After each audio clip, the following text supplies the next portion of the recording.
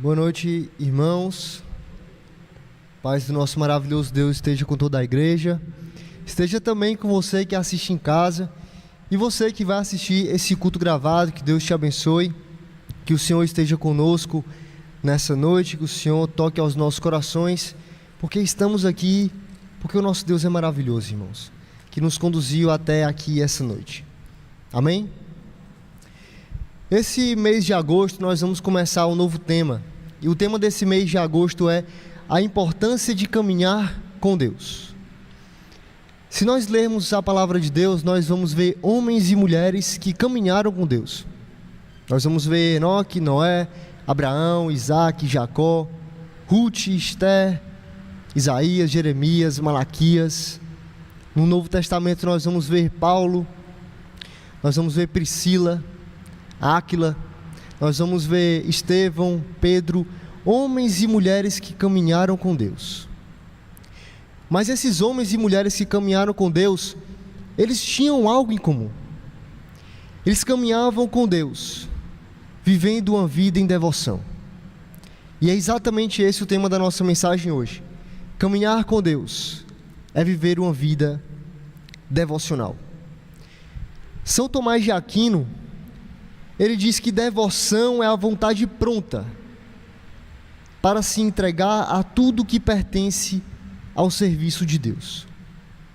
Isso é ter um ato voluntário, não forçado, mas voluntário, de entregar a sua vida para o serviço a Deus. A nossa vida ela é um culto a Deus, então que ela seja feita, irmãos e irmãs, de uma maneira devocional, com devoção. Sabendo o significado de devoção, através de São Tomás de Aquino, a grande pergunta é: por que construir uma vida de devoção? É um dos maiores desafios de todo cristão. Por que seguir uma vida servindo a Deus, agradando a Deus? É um dos maiores desafios de nós, cristãos. Para nós termos uma ideia, se fizermos uma pesquisa rápida, nós vamos ver que no mundo existe mais ou menos 7 bilhões de pessoas.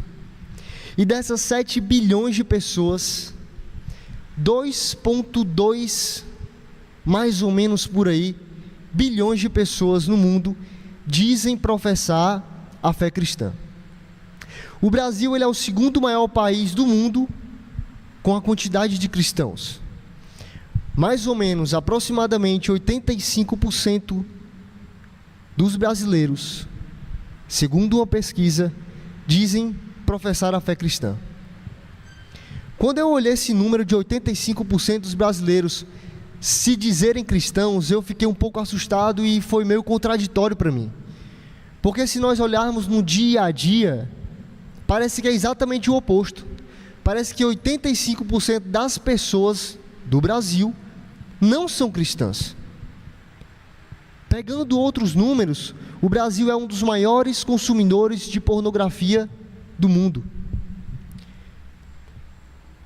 27% da população brasileira consome álcool e 17% em excesso. O Brasil, 10% dos homicídios do mundo acontece aqui. É como se a cada 10 homicídios no mundo inteiro, um fosse aqui do Brasil.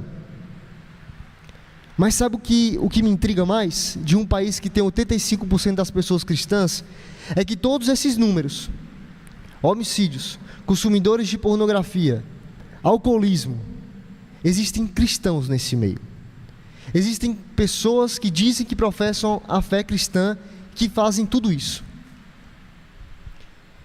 Como é que pode, irmãos? O que é ser um cristão?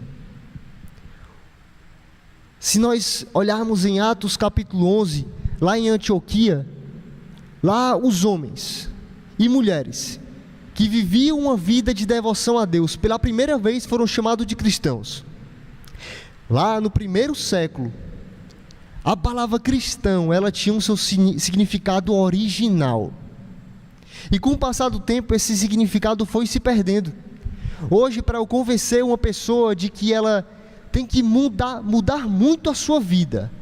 Para virar um cristão é difícil. É difícil dela entender, porque a palavra cristão, ela já perdeu o seu significado original. Você pode tatuar na sua testa, eu sou um cristão. Vestir uma camisa, eu sou um cristão. Mas se você não vive uma vida de devoção a Deus, como um cristão, como aqueles cristãos de Atos capítulo 11, você não é verdadeiramente um cristão. Tem um ditado que eu gosto muito que diz assim: o que você faz fala tão alto que o que você diz ninguém escuta. O que você faz fala tão alto que o que você diz ninguém escuta. Espero que nessa mensagem de hoje, irmãos, nós possamos aprender um pouco sobre como caminhar uma vida de devoção a Deus. Vamos abrir agora em Gálatas capítulo 2. Gálatas capítulo 2, nós vamos ler o versículo 20.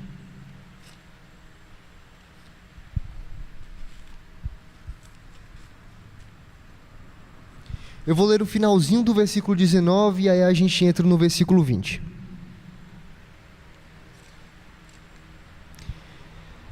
Gálatas capítulo 2, versículo 19 e 20. Pois por meio da lei eu morri para a lei, a fim de viver para Deus. Fui crucificado com Cristo. Assim já não sou eu quem vive, mas Cristo vive em mim. A vida que agora vivo no corpo, vivo pela fé no Filho de Deus, que me amou e se entregou por mim. Se nós formos fazer uma lista de homens e mulheres que viveram uma vida de devoção a Deus, é claro que o apóstolo Paulo vai estar lá. Se eu pedir para você pensar em alguém que você vê na Bíblia, que é um exemplo de devoção, talvez a primeira pessoa que você vai pensar seja no apóstolo Paulo. Esse homem é um exemplo de como viver uma vida em devoção a Deus. E nas suas cartas de Romanos até Filemon, ele traz ensinamentos preciosos de como viver uma vida de devoção a Deus. Eu desejo, por meio dessa mensagem, compartilhar 4 ensinamentos de Paulo. Não necessariamente ele ensinou essas 4 coisas de como viver uma vida em devoção a Deus, mas eu creio que esses 4 ensinamentos, para nós, como igreja, como cristãos, sejam muito importantes para esse momento. O primeiro ensinamento que eu quero trazer do apóstolo Paulo, não sei se vai aparecer na tela. O primeiro ensinamento do apóstolo Paulo, de como viver uma vida de devoção a Deus, são os 3 alimentos espirituais de um cristão: ler a palavra, orar e estar em comunhão. Imagine o seguinte: imagina que convidam você, um programa de televisão chega na sua casa, liga para você e te convida para você passar 30 dias em um quarto fechado e fala assim para você: você só pode levar 3 coisas, mas você vai passar 30 dias lá com essas 3 coisas. Algumas pessoas poderiam falar: eu não posso viver 30 dias sem celular, eu não posso ficar sem televisão. Tudo bem, mas você não iria sobreviver se você não levasse comida nem água. Se você não levasse comida nem água, eu não daria 2 dias para você desistir do programa, ou então para você morrer depois de um tempo. Assim é a vida espiritual do cristão. Se você viver a sua caminhada como um cristão e não ler a palavra, e não orar, e não estar em comunhão, eu sinto muito em te informar, mas vai ser difícil, irmão. Vai ser muito difícil você continuar na caminhada. Você pode tropeçar no meio dela. E se você ficar sem esses alimentos espirituais, uma hora você vai falar assim: essa Bíblia aqui, eu acho que é apenas mais um livro. Acho que nem é a palavra de Deus. Eu acho que eu não preciso ir para a igreja, estar com os meus irmãos. Eu acho que eu vou ficar em casa e vou começar a assistir o culto online, e por aí vai. E depois você vai começar a pensar: olha, eu acho que eu não vou mais orar não, porque eu acho que Deus nem me escuta. Se você não tiver esses 3 alimentos espirituais todos os dias na sua vida, vai ser difícil, irmão, você viver uma vida de devoção a Deus. Eu diria que quase impossível. Ler a palavra. O que é que Paulo nos ensina sobre a leitura da palavra? Se pegarmos só as duas cartas que ele escreve para Timóteo, a sua primeira e a segunda carta a Timóteo. 1 Timóteo capítulo 4, versículo 13, Paulo aconselha a Timóteo: Timóteo, até a minha chegada, dedique-se à leitura pública da palavra. Paulo sabia da importância que era a leitura da palavra. E como naquela época as pessoas não tinham acesso à palavra tão fácil como nós temos hoje, Paulo ele pede a Timóteo, que sabia ler, que lesse a escritura para as pessoas, se dedicasse na leitura da palavra, não só para ele, mas para as pessoas. Na sua segunda carta, capítulo 2, versículo 15, ele fala a Timóteo: procure apresentar-se a Deus aprovado, como um obreiro de que não tem do que se envergonhar, que maneja bem a palavra da verdade. Estar apresentado, aprovado diante de Deus, é importante que você maneje bem a palavra da verdade. E a palavra da verdade é a Bíblia, irmãos. Precisamos manejar a palavra da verdade. E um capítulo depois, capítulo 3, versículo 15, Paulo fala: desde pequeno, Timóteo, você conhece as sagradas letras, que podem torná-lo sábio para a salvação mediante a fé em Cristo Jesus. A Escritura nos traz sabedoria para a nossa salvação. Ah, Samuel, mas eu tenho preguiça de ler a Bíblia. Quando eu pego, me dá logo um sono. Sabe, irmãos, há uma semana atrás, a luz do meu banheiro queimou. E eu, sabendo disso, vi que a luz queimou. Uma hora depois, quando eu entrei no banheiro de novo, eu apertei para ligar a luz, mas eu sabia que ela tinha queimado. Tempos depois, eu avisei para Carol: Carol, amor, a luz do banheiro queimou. Ela já sabia disso, mas quando ela entrou no banheiro, ela foi tentar acender a luz. E no dia seguinte, a mesma coisa. Acordei, fui no banheiro, a luz está queimada. Tem um livro chamado O Poder do Hábito.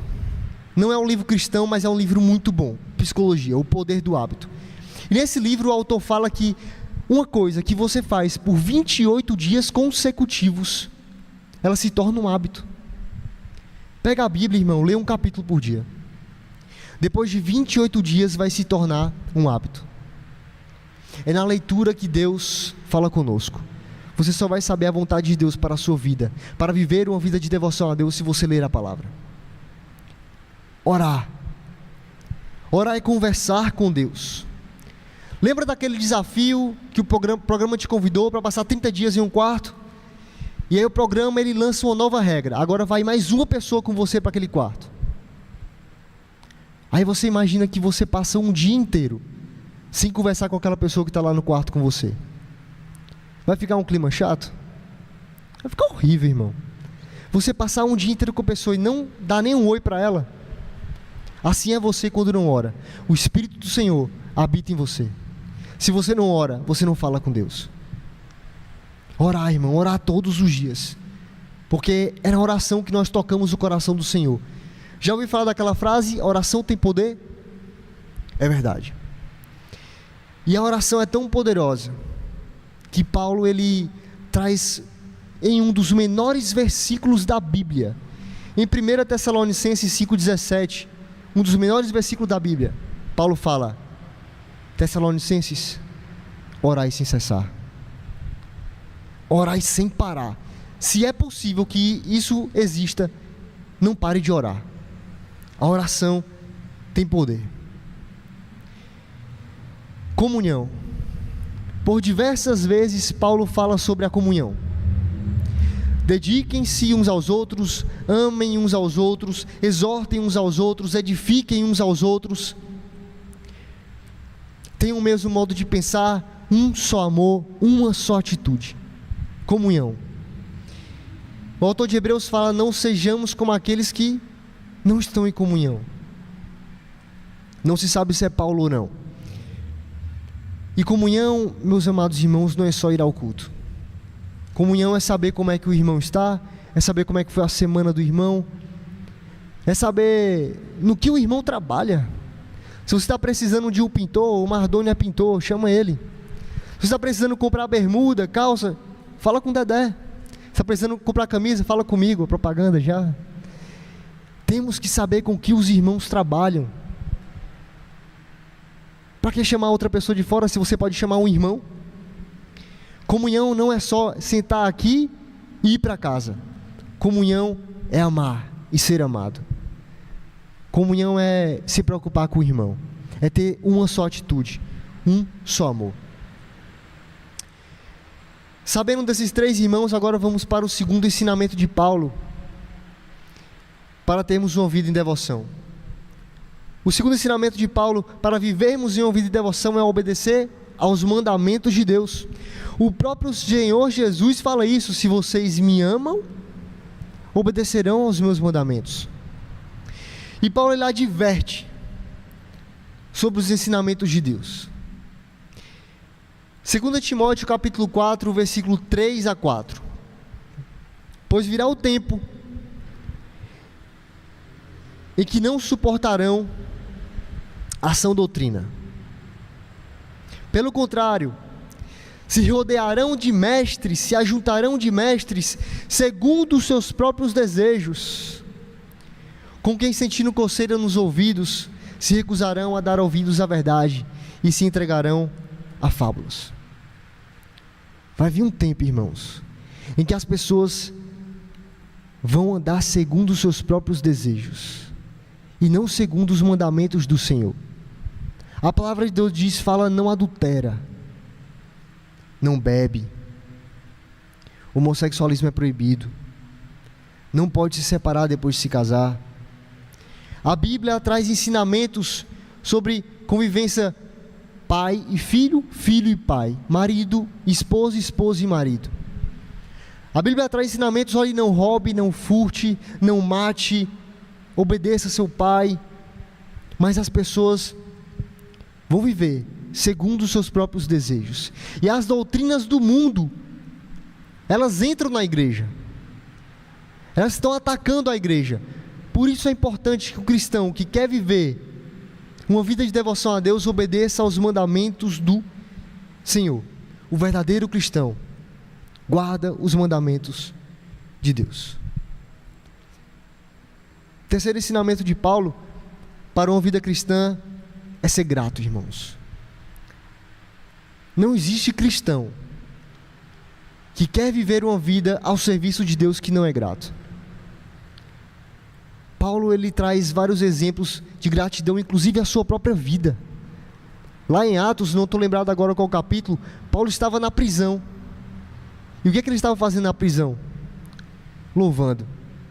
Paulo em 2 Coríntios, ele traz vários relatos do que aconteceu com ele. Naufrágio, quase foi morto, mas ele é grato. E ele traz em 1 Tessalonicenses 5,18, deem graças a Deus em todas as circunstâncias, pois essa é a vontade de Deus para vocês em Cristo Jesus. Deem graças a Deus em todas as circunstâncias. Sabe, irmãos, nós temos que ser gratos. Quando você sair daqui, você vai pegar o seu carro e vai para casa. Ah, Samuel, mas eu não tenho um carro. Você tem moto, irmão. Ah, mas eu não tenho moto, Samuel. Você tem uma bicicleta. Ah, mas eu não tenho bicicleta, Samuel. Você tem pé, irmão.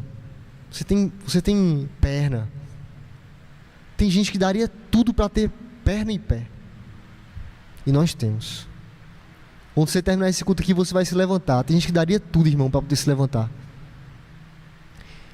Temos que ser grato a Deus nas pequenas coisas. Não só nas coisas grandes, mas nas pequenas coisas. Deem graças em todas as circunstâncias. Em tudo temos que ser gratos ao Senhor. Não existe cristão que quer viver a serviço de Deus e que só vive reclamando. Reclama se está chovendo, reclama se está sol. Reclama se está frio, reclama se está calor. Reclama de tudo, irmão. Não existe cristão assim. Cristão, ele tem que ser grato a Deus. Quarto e último ensinamento de Paulo que eu quero trazer para essa noite é que um cristão que quer viver uma vida de devoção a Deus, ele tem que pregar o Evangelho. Não existe cristão que conhece a palavra de Deus, que conhece os caminhos do Senhor, que conhece o que Deus fez na sua vida e na sua família e que fique calado, irmão. Deus te deu boca para falar coisas boas. Imagina que tem alguém muito doente, e essa pessoa, ela está muito doente, perto de morrer, mas você sabe o remédio que pode curar essa pessoa. Você falaria ou você ficaria calado? Sabe, irmão, eu tenho certeza que você falaria. Entregaria, olha, esse é o remédio, tome ele e você vai ficar curado. Jesus é o nosso remédio. Jesus, ele é a cura para todas as doenças, irmãos. Fale de Jesus. Não preciso nem falar do apóstolo Paulo, que é um exemplo de evangelismo. Ele é um exemplo de alguém que prega o evangelho. Como ele fala em Romanos capítulo 1, versículo 16: não me envergonho do evangelho, pois é o poder de Deus para a salvação. E em 2 Timóteo capítulo 4, versículo 2, ele fala: Timóteo, pregue o evangelho. Esteja preparado a tempo e fora de tempo. Repreenda, corrija e exorte com toda paciência e doutrina. Temos que estar preparados a tempo e a fora de tempo. A tempo por quê? Porque você se programa. Eu vou evangelizar minha tia, vou evangelizar meu cunhado, meu irmão.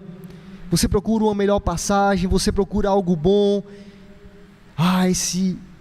Esse rapaz aqui, ele trabalha ali, ele é amigo de fulano, ele faz isso, ele está passando por essa dificuldade, vou ver alguma passagem e vou pregar para esse rapaz.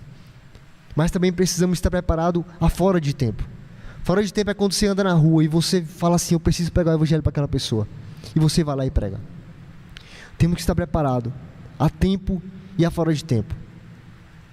E só vamos estar preparados para pregar o evangelho se nós lermos a palavra, se nós orarmos ao Senhor, porque é Ele que nos dá a sabedoria. Pregar o evangelho. Não tem como viver uma vida de devoção a Deus se você não fala do autor da sua fé. É impossível, irmãos. Buscar uma vida de devoção é um caminho para mostrar a nossa gratidão a Deus. Jesus morreu na cruz por todos nós, e o que nos resta é viver uma vida ao serviço de Deus, entregar as nossas vidas em devoção ao Senhor. Isso é demonstrar gratidão ao nosso Deus. E para finalizar, irmãos, não existe cristão que quer viver uma vida de devoção a Deus que não ame a Deus acima de tudo. Que nós possamos meditar nisso nessa semana, nesse mês, em todas as nossas vidas. Caminhar com Deus é viver uma vida de devoção. Deus abençoe, irmãos.